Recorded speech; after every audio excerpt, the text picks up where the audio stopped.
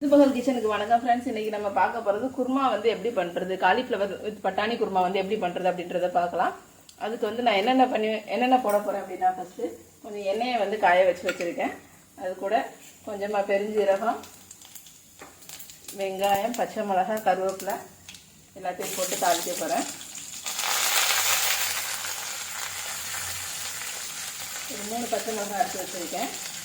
அதை போட்டு அது கூட தாளிக்க போகிறேன்.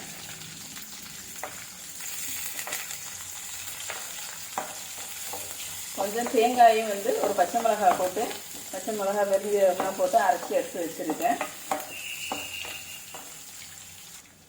ஸோ இது கூட என்ன பண்ணலாம் அப்படின்னா, கொஞ்சமாக இஞ்சி பூண்டு பேஸ்ட் எடுத்து வச்சுருக்கேன். ஸோ அதையும் போட்டு அது கூட வதக்கிக்கலாம். இஞ்சி பூண்டு பேஸ்ட்டு, ஒரு தக்காளி வந்து கட் பண்ணி எடுத்து வச்சுருக்கேன். ஸோ தக்காளியையும் ஒரு 2 தக்காளி போட்டு கூட நல்லா வதக்கிக்கலாம் நம்ம. ஸோ 2 தக்காளி கூட நம்ம எப்போதும் வதக்கும் போது கொஞ்சமாக வந்து சால்ட் ஆட் பண்ணிக்கிறோம். ஸோ அதே மாதிரி சால்ட் வந்து ஆட் பண்ணிக்கலாம்.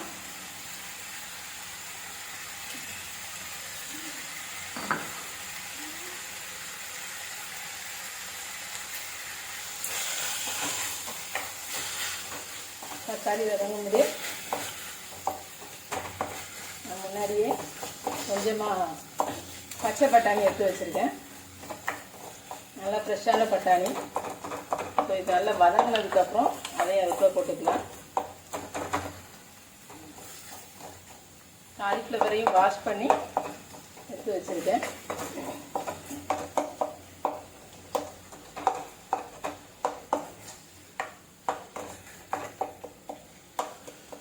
வதங்கும் போது என்ன பண்ணோம்னா, நம்ம கொஞ்சமாக லைட்டாக வந்து கொஞ்சம் கரம் மசாலா தூள் இதெல்லாம் போட்டுக்கலாம்.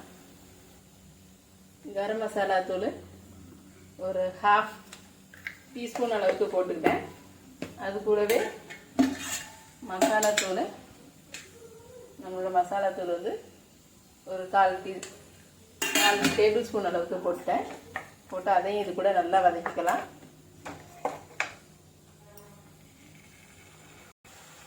ஸோ இது கூட மசாலாத்தூள் 1/2 டீஸ்பூன் அளவுக்கு கரம் மசாலாத்தூள், ஒரு டீஸ்பூன் அளவுக்கு மசாலாத்தூள், கொஞ்சமாக பட்டாணி எல்லாத்தையும் போட்டு நல்லா இப்போ வந்து வதக்கிக்கலாம். பச்சை பட்டாணி, நல்லா ஃப்ரெஷ்ஷான பட்டாணி. ஸோ அதனால் அந்த பட்டாணி அப்படியே போட்டு, நீங்கள் வந்து பச்சை பட்டாணி கிடைக்கல அப்படின்னா நீங்கள் வந்து அதை ஊற வச்சு வேக வச்சு எடுத்து போட்டுக்கிறீங்க. நான் பச்சை பட்டாணின்றதுனால அப்படியே போட்டேன். நீங்கள் வேக வச்ச பட்டாணினா லாஸ்ட்டாக போட்டால் கூட போதும். பச்சைன்றதுனால இப்படி போட்டு வச்சுருக்கேன். ஸோ இது கூட என்ன பண்ணலான்னா, நம்ம எடுத்து வச்சுருக்கிற காலிஃப்ளவரையும் க்ளீன் பண்ணி வச்சுருக்கோம். அந்த காலிஃப்ளவரையும் எடுத்து அது கூடவே சேர்த்துக்கலாம்.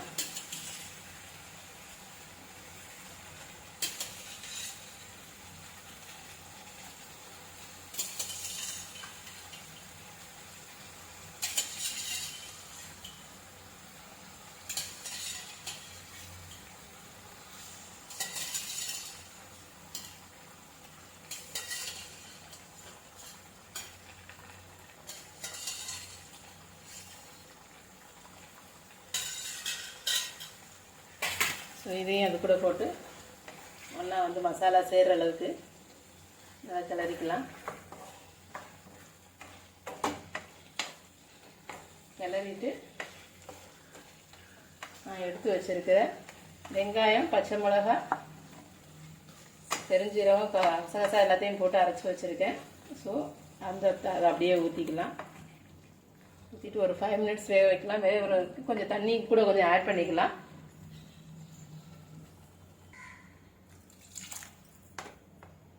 ஒரு 5 மினிட்ஸ் நல்லா வேகட்டும். வெந்ததுக்கப்புறம் நம்ம வந்து இறக்கலாம். ஸோ இப்போ நமக்கு பட்டாணி வித் காலிஃப்ளவர் குருமா வந்து நமக்கு ரெடி ஆயிடுச்சு. இது வந்து இப்போ ரெடி ஆயிடுச்சு. இப்போ நம்ம வந்து அது வேணால் டெக்கரேஷனுக்காக லைட்டாக கொத்தமல்லி வேணால் போட்டுக்கலாம். போட்டு நம்ம சர்வ் பண்ணோன்னா அவ்வளோ நல்லா இருக்கும் பார்க்குறதுக்கு.